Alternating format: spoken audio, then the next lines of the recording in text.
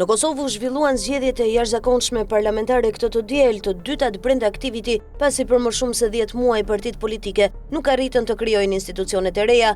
Lëvizja Vetëvendosje arriti një fitore të madhe në zgjedhjet e djeshme parlamentare duke siguruar një shumicë të qëndrueshme që i mundson formimin e qeverisë së re Kurti 3 pa nevojën e koalicioneve të tjera. Ky rezultat shënon fundin e ngërçit politik të shkaktuar pas zgjedhjeve të 9 shkurtit 2025, ku partitë nuk arritën të siguronin shumicën qeverisëse dhe nuk ranë dakord as për koalicion qeverisës.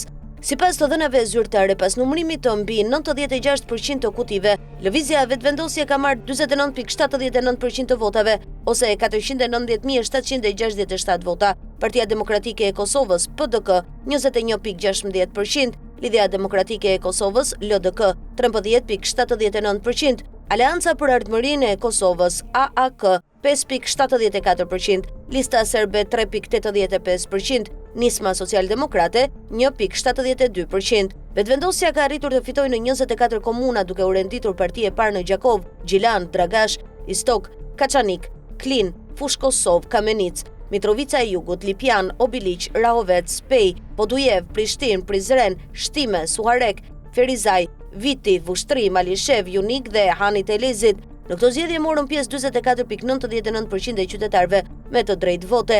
Numri i përgjithshëm i votuesve në listën e votuesve ishte 1.999.204, ndërsa 899.521 qytetar kanë ushtruar të drejtën e votës. Gjithashtu vlen të theksohet se këto rezultate nuk përfshin votat e diasporës, të cilat do të numërohen ditën e sotme.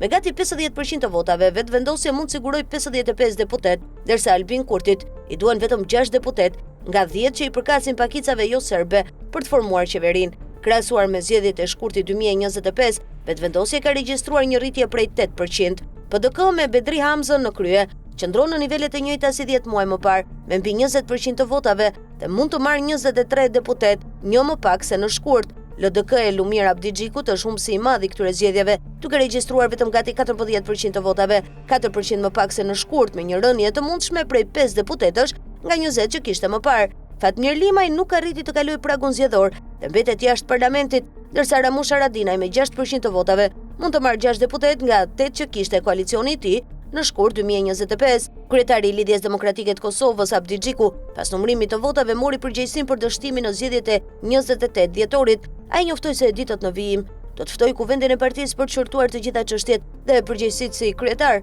duke lënë të hapur mundësinë e tërheqjes nga posti i kryetarit. Nga ana tjetër, lëvizja Vetëvendosje ka nisur festën në Prishtinë pas publikimit të rezultateve të para të zgjedhjeve të 28 dhjetorit. Ndjekës të Vetëvendosje ndezën fishek zjarr në sheshin e Prishtinës për të festuar rezultatin. Gjithashtu, kryetari i lëvizjes Vetëvendosje Albin Kurti ka shpallur fitoren e partisë së tij në zgjedhjet e 28 dhjetorit, duke thënë se ajo është rrugës për të bërë më e madhe ndonjëherë në historinë e Kosovës. Më tej, Kurti shtoi se sapo të certifikojnë rezultatet do të krijojnë institucione dhe të vazhdojnë punët e mira, teksa theksoi se pret bashkëpunimin e partive opozitare për t'i çuar gjërat përpara.